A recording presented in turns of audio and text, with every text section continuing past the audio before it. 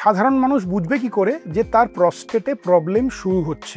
ওর একটা ম্যালিগনেন্সির দিকে যাচ্ছে, আমাকে একটু সিরিয়াস স্ক্রিনিং এর দিকে যেতে হবে। সেক্ষেত্রে একটি সাধারণ পুরুষ মানুষের ক্ষেত্রে বয়স 50 বা 60-র পরে সাধারণত প্রস্টেট ক্যান্সার দেখা যায়। সেক্ষেত্রে কিছু সাইন্স আছে যেগুলো থেকে একটা সাধারণ মানুষ পিক আপ করতে পারবে বা অ্যাটলিস্ট একটা আইডিয়া করতে পারবে যে আমার হলেও হতে পারে। সেগুলো যে সাইন্সগুলো হলো, ধরুন পেচ্ছাপের সাথে রক্ত আসা, রক্ত পড়া একটু আধটু হতে পারে, বা পেচ্ছাপের কালার একটু রেডিশও হতে পারে, সেটা একটা সাইন।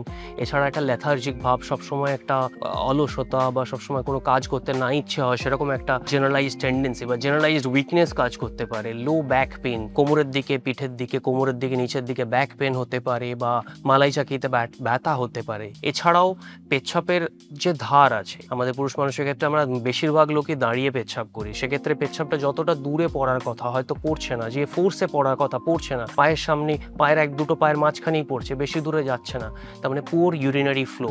তো এগুলো কিছু বেসিক সায়েন্স আছে যেগুলো দেখে আপনি বুঝতে পারেন যে আপনার হয়তো প্রস্টেটের কোনো সমস্যা আছে, বা হয়তো আপনার প্রস্টেটের কোনো ম্যালিগনেন্সি থাকলেও থাকতে পারে।